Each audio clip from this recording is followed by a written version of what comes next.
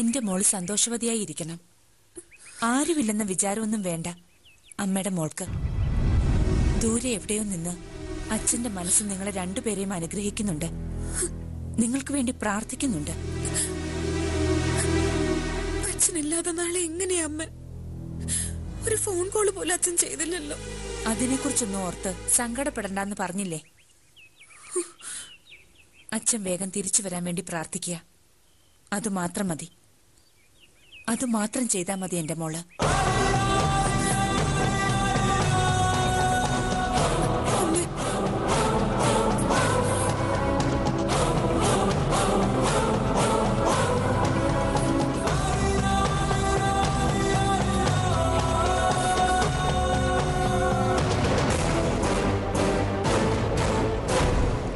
തന്റെ മകളാ പൊട്ടിപ്പെണ്ണ് പ്രാർത്ഥനയില്ല. അച്ഛൻ വേഗം തിരിച്ചു വരണേ, അച്ഛൻ വേഗം തിരിച്ചു വരണേ, അച്യുത ഗോവിന്ദ മാധവ കേശവ എന്നും പറഞ്ഞുകൊണ്ട്. അച്ഛൻ ഇവിടെ മഹാവിഷ്ണുവിന്റെ കാൽച്ചുവട്ടിലാണെന്ന് അവൾ അറിയുന്നില്ലല്ലോ. നീ എന്തൊക്കെ കാട്ടിക്കൂട്ടിയാലും എന്റെ മീരമോളെ നിനക്ക് കിട്ടില്ല. കിട്ടും സാറേ. കാരണം നിങ്ങൾ അമേരിക്കയിലാ. അഞ്ജലി വർമ്മ നിങ്ങളുടെ മകളുടെ തടവിലാണെന്നല്ലേ ഞാൻ ലക്ഷ്മിയമ്മയെ പറഞ്ഞ് പഠിപ്പിച്ചിട്ടുള്ളത്. സ്വന്തം മകള് ഡിസ്പോസിബിൾ ഗ്ലാസ് പോലെ നിങ്ങളെ ഉപേക്ഷിച്ച് പോയപ്പോ അതിന്റെ കോപം ഇപ്പോഴും കെട്ടടങ്ങിയിട്ടില്ല. നിങ്ങളുടെ ഭാര്യ ലക്ഷ്മി തള്ളക്കി. അതുകൊണ്ട് രവിവർമ്മ എന്നീ അച്ഛൻ സ്ഥാനം ഇല്ലെങ്കിലും സ്വന്തം മകളോടുള്ള വാശി തീർക്കാൻ എന്ത് വില കൊടുത്തും ദത്തുപുത്രിയായ മീരെ അവര് സത്യസന്ധനും സൽഗുണസമ്പന്നനുമായ ഈ വിഷ്ണുവർദ്ധനെ വിവാഹം കഴിച്ചു തരും. നടക്കില്ല. എന്നെ നീ തടവിലിട്ടാലും നിന്റെ ആഗ്രഹം നടക്കില്ല വിഷ്ണു. ഓ, ആ കൊടിച്ചി പെണ്ണുങ്ങൾ അവര് വന്ന് ഉണ്ണിയാർച്ചയും തുമ്പലാർച്ചയും കളിച്ച് മീരെ രക്ഷിച്ചുകൊണ്ട് പോകുന്നാണോ മനസ്സില്? നിന്നോടൊക്കെ അവര് ധാരാളം മതി. സംശയമുണ്ടോ നിനക്ക്? സംശയമുണ്ട്. വിഷ്ണുവർദ്ധൻ തുനിഞ്ഞിറങ്ങിയാല് അതിനു മുകളിൽ ഒരു റോക്കറ്റും പറക്കില്ല. വിക്ഷേപിക്കാമെന്ന് ആരും കരുതുകയും വേണ്ട. അതുകൊണ്ട് സാർ ഒരു കാര്യം ചെയ്യും. നാളെ വിവാഹം ചെയ്യാൻ പോകുന്ന മകൾക്ക് ഒരു ആശംസ SMS മതി. അഭിനന്ദനങ്ങൾ അത് സ്വന്തം ഫോണിൽ നിന്ന് തന്നെ വേണം. എന്നാലേ മകളുടെ മനസ്സ് കുളിർക്കുകയുള്ളൂ. പ്ലീസ്. ഒന്ന് കൊണ്ടു പോകുന്നുണ്ടോ? വാശി പിടിപ്പിക്കില്ലേ സാറേ? സാറിന്റെ അടുത്ത് നിന്ന് അടി മേടിക്കും. പോകാനാ പറഞ്ഞത്. കൽപ്പിക്കരുത്. രവിവർമ്മ തമ്പുരാന്റെ കൽപ്പന അനുസരിക്കാൻ എനിക്കിപ്പോ നേരമില്ല. അതുകൊണ്ടാ. നാളെ എന്റെ വിവാഹ, അത് മറക്കരുത്. കടന്നു പോടാ പുറത്ത്. പോകാം. അതിനു മുമ്പ് ഒരു SMS.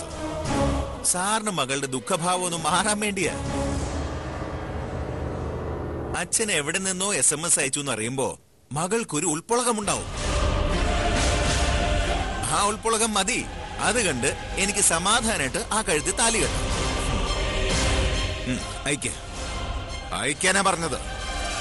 എന്റെ മകളെ വഞ്ചിക്കാൻ ഞാൻ നിനക്ക് കൂട്ടു നിൽക്കണം അല്ലേ? അതെ.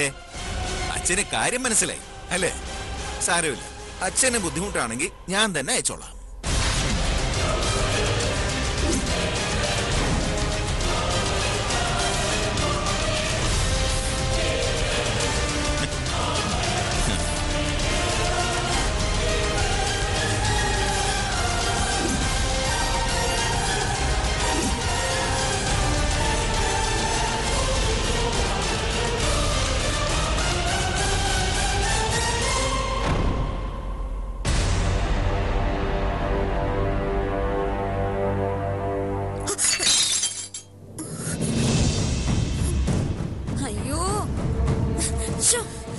പണിയാ കൊച്ചി കാണിച്ചത്.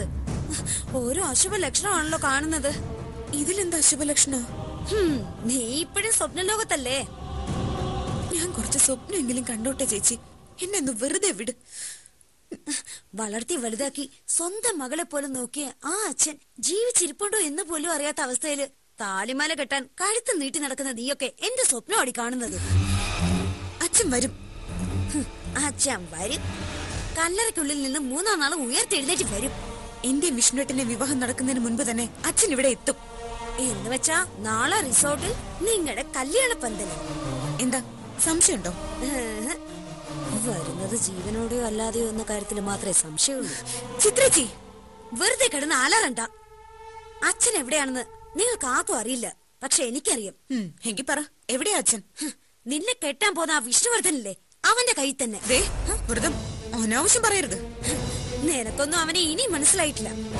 അച്ഛനെ ഏതോ താവളത്തിൽ കെട്ടിയിട്ടിട്ടാണ് അവൻ ഇവിടെ വന്ന് നിങ്ങളുടെ മുന്നിൽ നാടൻ കളിക്കുന്നത്. നോക്ക, ക്ഷമിക്കുന്നതിനൊരു അതിരുണ്ട്. അച്ഛൻ വരാതെ വിവാഹം പോലും വേണ്ടെന്ന് പറഞ്ഞവനാ എന്റെ വിഷ്ണുവേട്ടൻ. അവൻ അതിനപ്പുറം പറയും. ആട്ടും തോലിട്ട ചെന്നായിയാണവൻ. വിഷ്ണുവേട്ടനെ കുറിച്ച് ഇനി ഒരു അക്ഷരം വേണ്ടി പോരുത്. അയ്യോ, ഞാൻ ഒന്നും മിണ്ടുന്നില്ല. വൈകാതെ നിനക്ക് അവനെ മനസ്സിലാവും. സ്വന്തം അച്ഛനെ കൊന്ന കൈകൊണ്ടായിരിക്കും അവൻ നിന്റെ കഴുത്തിൽ താലി കെട്ടുന്നത്. നോക്കിക്കോ.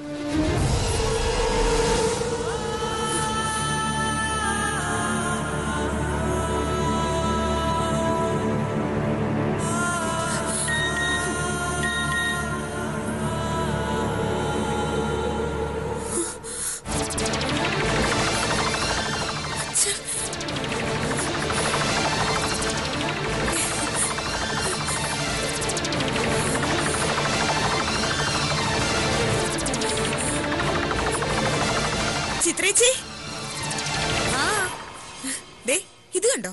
എന്തോന്നാ? ഇനി വന്നേ. എന്തുവാ? നോക്ക്, അച്ഛൻ എത്രയും വേഗം വരാമെന്നും കല്യാണത്തിന് മുൻകൂട്ടി ആശംസകൾ നേർന്നുകൊണ്ടുള്ള SMS ആണിത്. അച്ഛൻ